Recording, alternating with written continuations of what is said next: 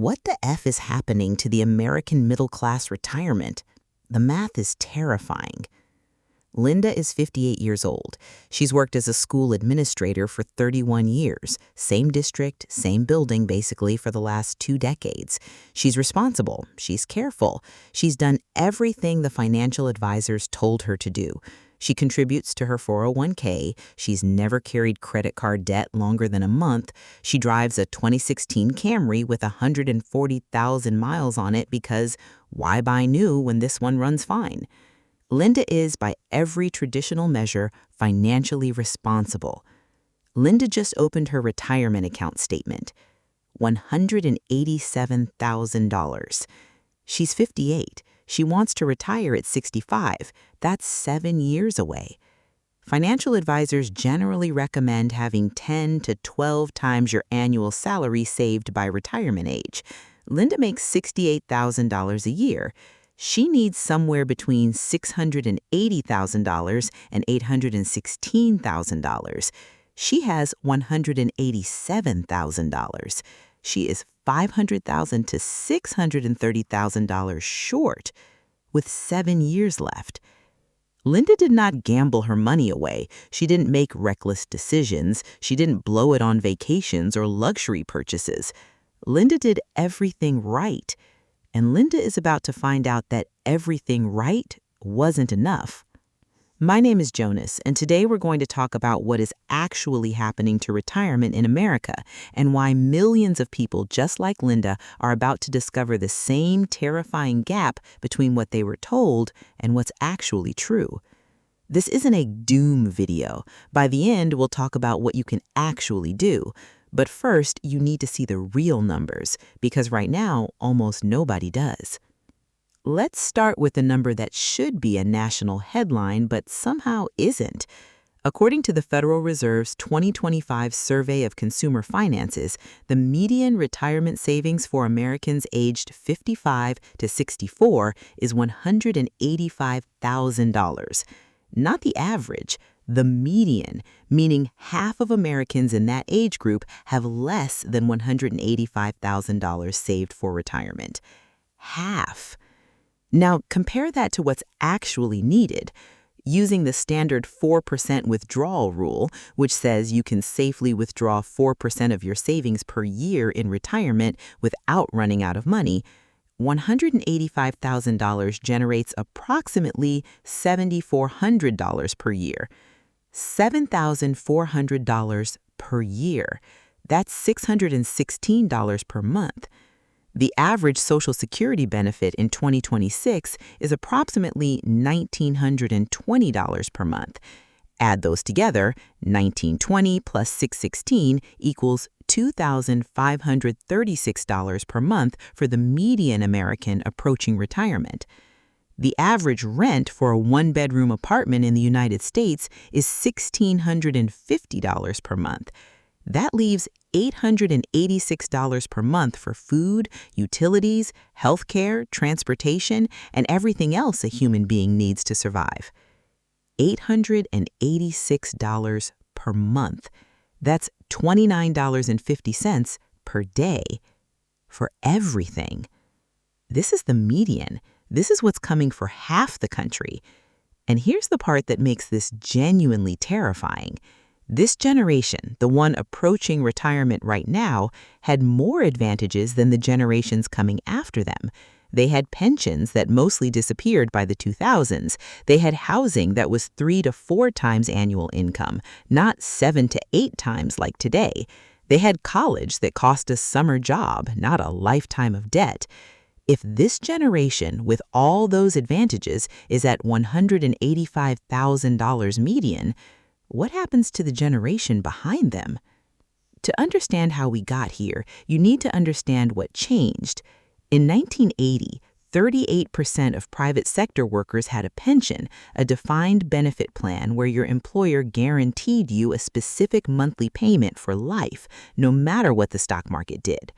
By 2024, that number is under 11%. What replaced pensions? The 401k. And here's the part that's almost never explained clearly. A pension is a promise. Your employer takes on the risk. They invest the money, they manage it, and they guarantee your payment no matter how their investments perform. A 401k is a tool. You take on the risk. You decide how much to contribute, you decide how to invest it, and if the market crashes the year before you retire, that's your problem. This shift didn't happen because 401ks are better for workers. It happened because 401ks are dramatically cheaper for employers. A pension obligates a company to pay retirees for potentially 20 to 30 years regardless of market performance. That's an enormous, unpredictable liability on a company's books. A 401k match, typically 3 to 6% of salary, is a fixed, predictable, much smaller cost. And once the money's in the employee's account, the company's obligation is completely done. The shift from pensions to 401ks transferred an estimated trillions of dollars in retirement risk from corporations to individual workers. Most people don't even realize this transfer happened. They just know my parents had a pension and I have a 401k, without understanding what that actually means. What it means is this: your grandparents' generation had professional money managers legally obligated to make sure they had retirement income, taking on all the investment risk. Your generation is yourself, with whatever financial education you happen to pick up, taking on all the risk, while also working full-time, while also raising kids, while also dealing with everything else life throws at you. We didn't just change how people save for retirement. We changed who is responsible for whether retirement works at all. And we did it quietly enough that most people never notice the handoff. Here's where it gets worse. Even the imperfect 401k system only works if people actually use it. According to Vanguard's 2025 How America Saves report, only about 56% of eligible employees are actively contributing to their 401k when companies don't have automatic enrollment. That means 44% of people who have access to a 401k aren't using it at all. Why? It's not because they don't care about retirement. It's because of something economists call present bias, the very well-documented human tendency to prioritize immediate needs over future ones, even when we logically know the future need matters more.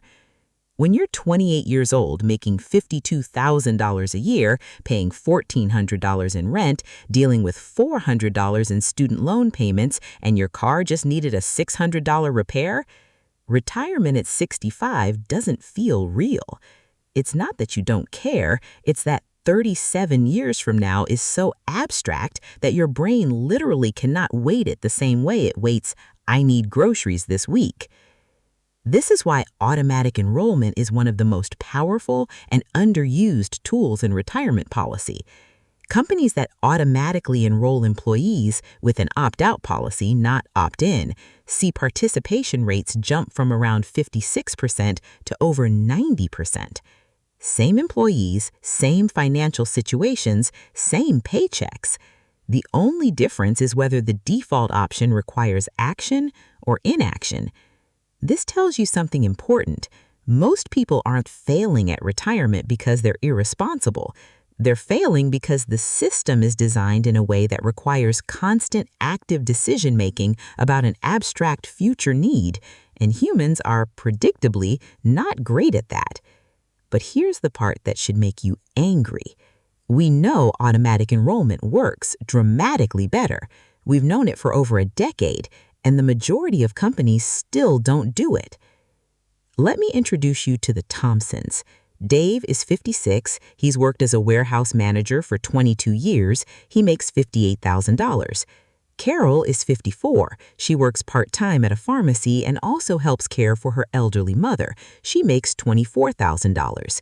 Combined household income is $82,000, right around the median household income for their age group. Here's their retirement situation. Dave has a 401k from his current job, $94,000. He has a 401k from a previous job he never rolled over and basically forgot about, $31,000. Carol has a small IRA before she went part-time, $18,000. Total retirement savings, $143,000. They're 56 and 54. They'd like to retire when Dave turns 65. That's 9 years away. Using the 4% rule, $143,000 generates approximately $5,720 per year, or $477 per month.